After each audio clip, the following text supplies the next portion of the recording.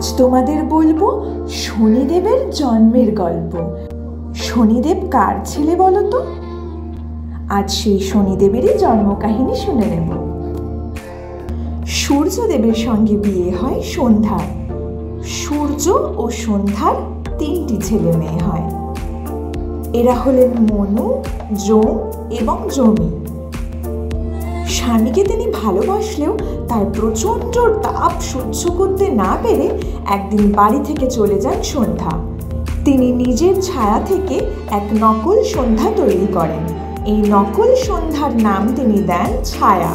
স্বামী ও সন্তানদের দেখাশোনার জন্য ছায়াকে সূর্যের কাছে রেখে নিজের বাবা দক্ষের কাছে চলে যান সন্ধ্যা।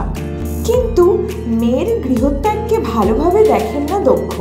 তিনি সন্ধ্যাকে সূর্যের কাছে ফিরে যেতে বলেন, কিন্তু সন্ধ্যার সেটা পছন্দ না হয় তিনি তখন ঘোড়ার রূপ ধারণ করে জঙ্গলে চলে যান। এদিকে ছায়া ও সূর্যের সন্তান হিসেবে জন্ম নেন শনি। শনি যখন ছায়ার গর্ভে ছিলেন তখন সূর্যের প্রচণ্ড তাপে ঝলতে ঝলতে তিনি পুরো কালো হয়ে যান। এই প্রচণ্ড কৃষ্ণবর্ণ ছেলে তার হতে পারে না বলে মনে করেন সূর্য। সেই কারণেই জন্মের পর শনিকে তিনি মোটেও পছন্দ করেন না। শনিদেব তখন বাবাকে অভিশাপ দেন যে সূর্যও তার মতো কালো হয়ে যাবেন।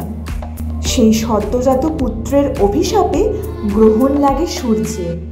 কালো হয়ে যান সূর্য। সেই প্রথম সূর্যগ্রহণ হয়।